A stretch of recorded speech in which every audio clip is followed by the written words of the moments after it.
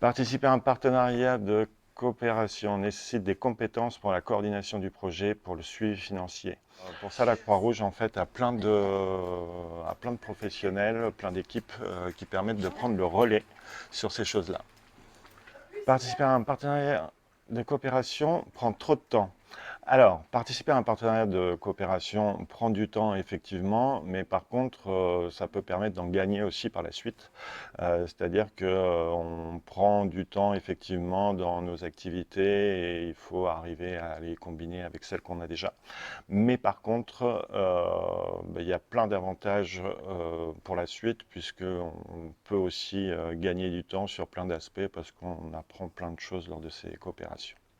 Participer à un partenariat de coopération nécessite un niveau trop élevé en langue étrangère, mais pas du tout. Nous, on a participé à un partenariat de coopération avec des Portugais, avec des Belges, c'était un petit peu plus facile. Mais les choses se font très naturellement avec l'anglais qu'on a en bagage ou avec les langues qu'on peut pratiquer. En tout cas, on trouve toujours le moyen de communiquer assez facilement. Participer à un partenariat de coopération n'a aucun rapport avec mon métier de formateur, mais pas du tout. C'est tout à fait compatible. Nous, par expérience, on a pu partir avec notamment des étudiants sur des compétences métiers qui étaient tout à fait en lien avec ce qu'elles apprennent ici à la Croix-Rouge. Ça a été très riche en termes de partage d'expérience. Il n'y a pas de bénéfice après avoir participé à un partenariat de coopération ou seulement à court terme. Non plus. Il y a plein de bénéfices, c'est-à-dire qu'on rencontre plein de personnes très intéressantes.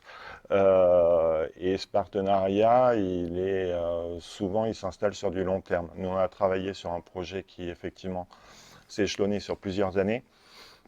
Mais on a rencontré plein de professionnels intéressants, avec notamment des possibilités de départ en stage à l'étranger pour des étudiants. Et au-delà de la coopération et du projet qu'on a pu mener ensemble, il y a des échanges qui se poursuivent. Et quand on a besoin, par exemple, d'infos d'ordre international, c'est très facile après de pouvoir interpeller les personnes avec qui on a pu travailler. Si c'était à refaire, je le referais. Je pourrais même faire que ça, que de la coopération internationale.